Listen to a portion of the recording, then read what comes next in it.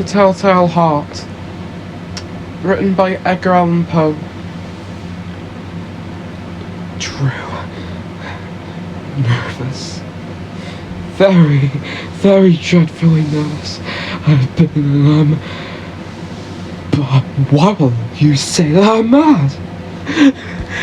The disease had sharpened my senses, not destroyed, but dulled them. Above all, was the sense of hearing acute. I heard all things in the heaven and in the earth. I heard many things in hell. How, then, am I mad? And observe how healthily, how calmly I can tell you the whole story. It's impossible to say how first the idea entered my brain. Once conceived, it haunted me day and night. Yet there was none. Passion, there was none. I loved the old man. He had never wronged me. He had never given me insults. For his gold, I had no desire. I think it was his eye. Yes, it was this. He had the eye of a vulture. A pale blue eye with a film over it. Whenever it fell upon me, my blood ran cold, and so by degrees, very dreadfully, I made up my mind to take the life of the old man, and thus rid myself of the eye forever. Now, this is the point. You fancy me mad. Madmen know nothing. But you should have seen me. You should have seen how wisely I proceeded, and what caution, and what foresight, with what dissimulation I went to work. I was never kind to the old man, and during the whole week before I killed him.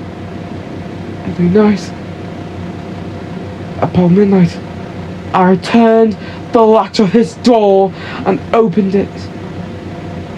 Oh, so gently. And then, when I had made an opening sufficient for my head, I put the dark lantern, all closed, that no light shone out. And then I thrust in my head. Oh, you would have laughed to see how cunningly I thrust it in.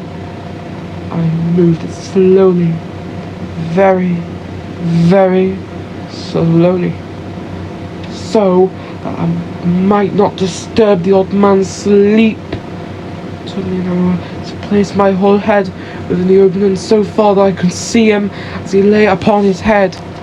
Ah! Would a madman have been so wise as this?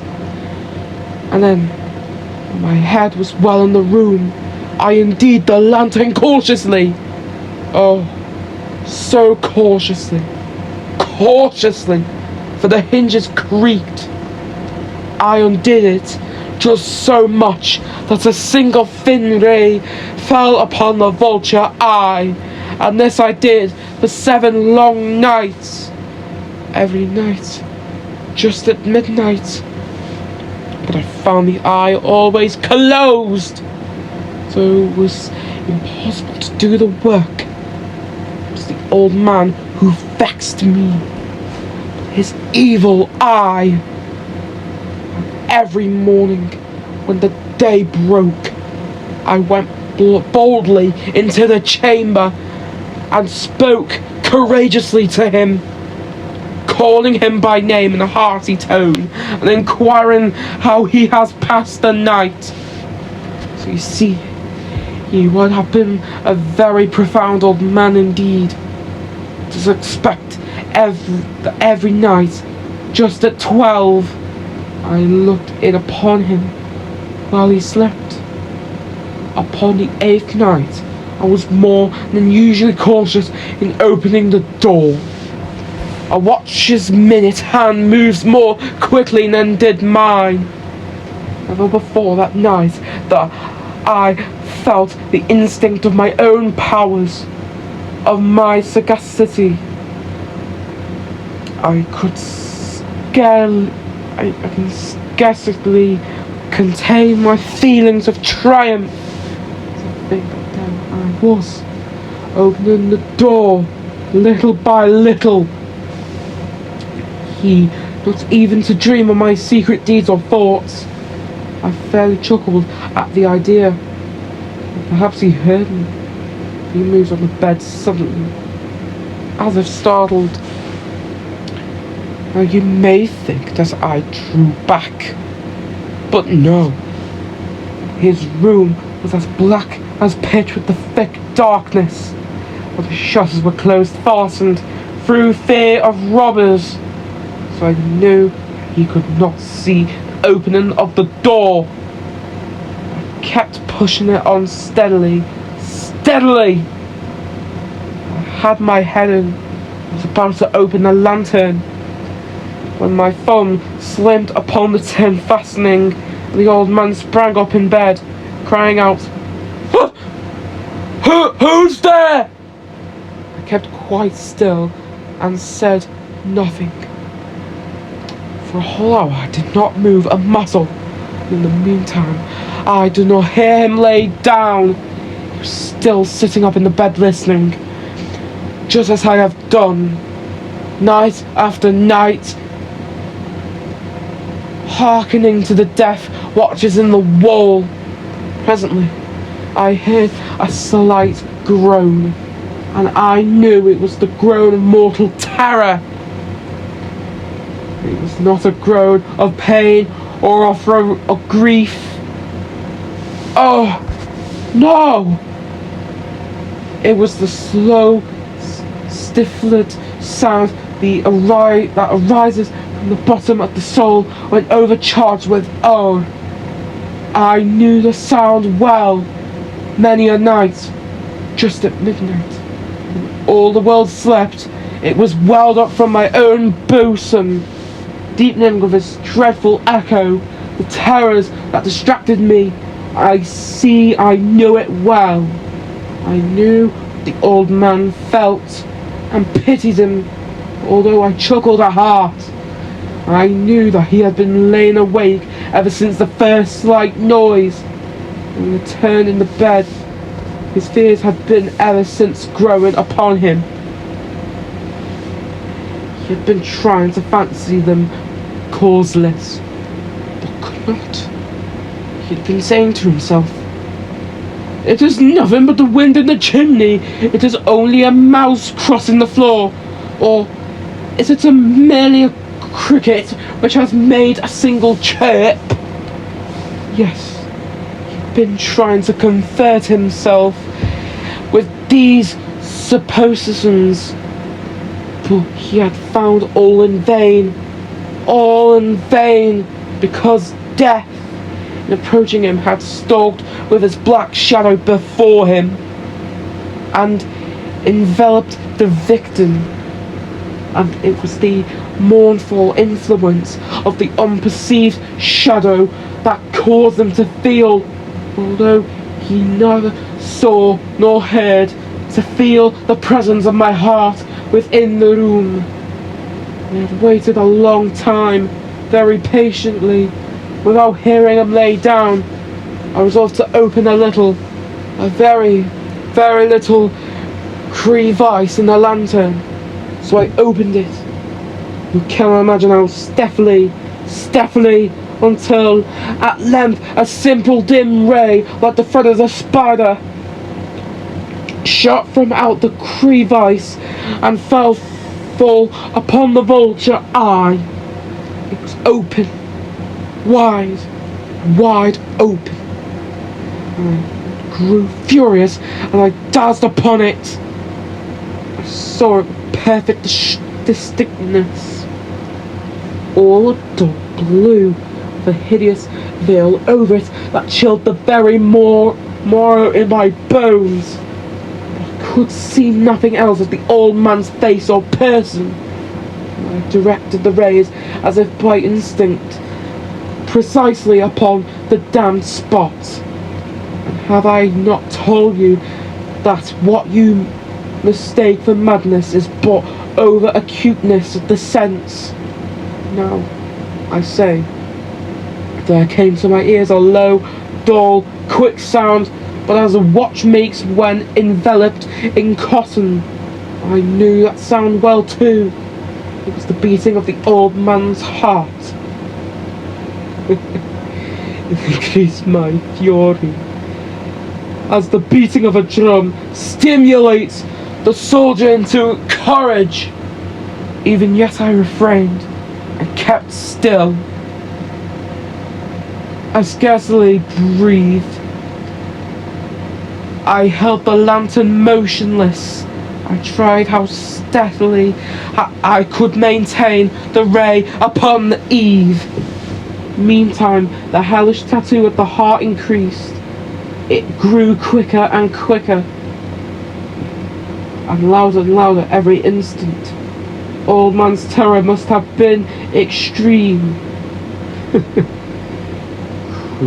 Louder! I say, louder every moment. Do you mark me well? I have told you that I am nervous. So I am. And now, at the dead hour of the night, amid the dreadful silence of the old house, so strange a noise as this excited me to uncontrollable terror. Yes, for some minutes longer I refrained and stood still, but the beating grew louder, for the heart must burst. A new anxiety seized me.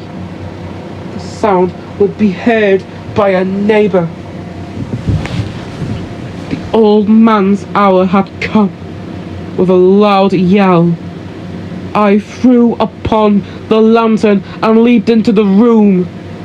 He shrieked once only. In an instant, I dragged him to the floor. I pulled the heavy bed over him. I then smiled gaily to find the deed so far done. But, for many years, heart beat on with a muffled sound.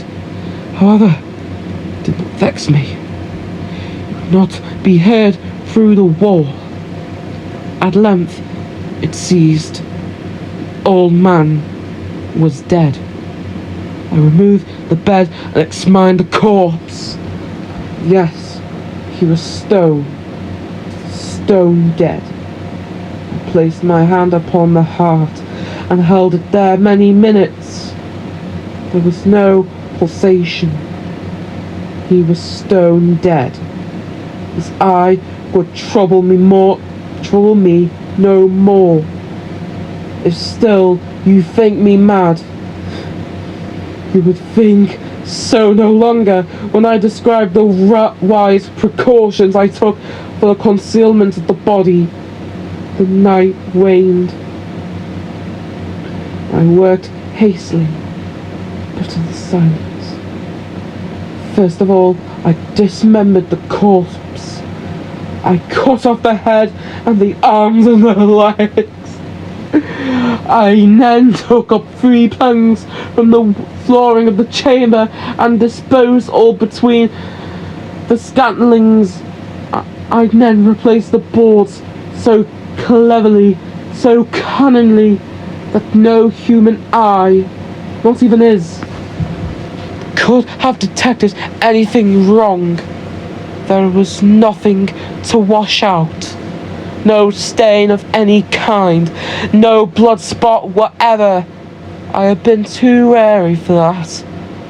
A tub had caught all.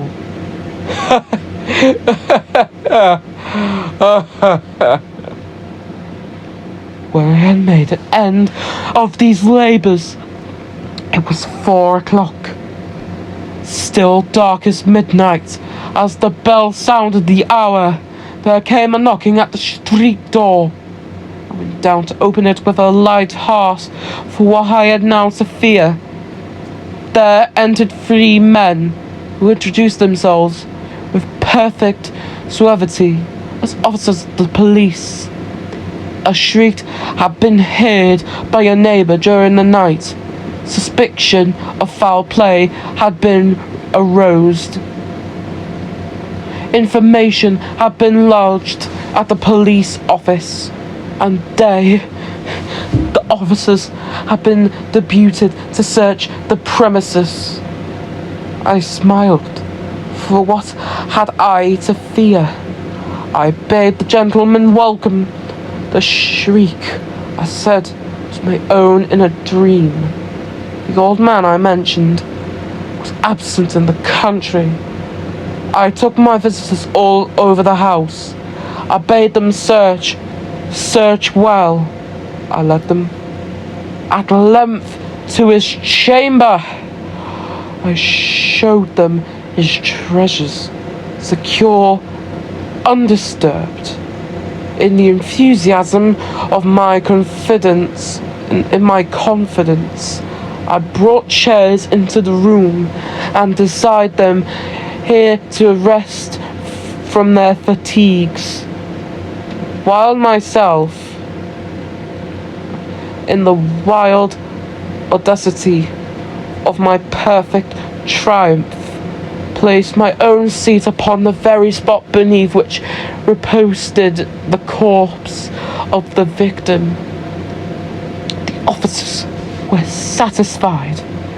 My manner had convinced them. I was singularly at ease. They sat, and while I answered cheerily, they chatted of familiar things. But ere long, I felt myself getting pale and wished them gone. My head ached. I fancied a ringing in my ears. But still, they sat and still chatted. The ringing became more distinct. It continued and became more distinct. I talked more freely to get rid of the feeling, but it continued and gained definiteness until at length found that the noise was not within my ears. No doubt I now grew very pale, but I talked more fluently and with a heightened voice. Yet the sound increased. What could I do? It was a low, dull, quick sound, much such a sound as a watch makes when enveloped in cotton. I gasped for breath, and yet the officers heard it not. Talked more quickly, more vehemently, but the noise steadily increased. I arose and urged about trifles in a high key and with violent gesticulations. But the noise steadily increased.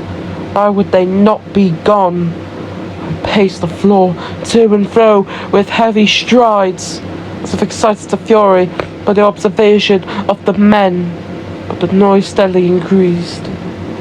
Oh God! What could I do? I foamed. I raved. I swore. I swung the chair upon which I had been sitting and grated it upon the boards. But the noise arose over all and continually increased. It grew louder, louder, louder. Still the men chatted pleasantly and smiled. Was it possible they heard not? Almighty God! No, no! They heard. They suspected. They knew. They were making a mockery of my horror. This I thought, and this I think. But anything was better than this agony. Anything was more tolerable than this derision. I could bear those hypocritical smiles no longer. I felt that I must scream or die. And now, again. Hark. Louder. Louder. Louder. Louder. Villains! I shrieked. Dissemble no more. I admit the deed. Tear up the planks. Here. Here. It is the beating of his hideous heart.